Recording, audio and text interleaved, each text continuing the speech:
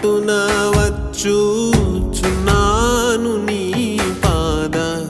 సన్నిధి కో రక్షక ఎన్న సఖ్యముగాని పాపములన్నీ మోపుగా వీపుపై బడి ఉన్నవిదే నడలేక తోట్టిలుచున్నవాడను నన్ను దయగను నా పాటున వచ్చు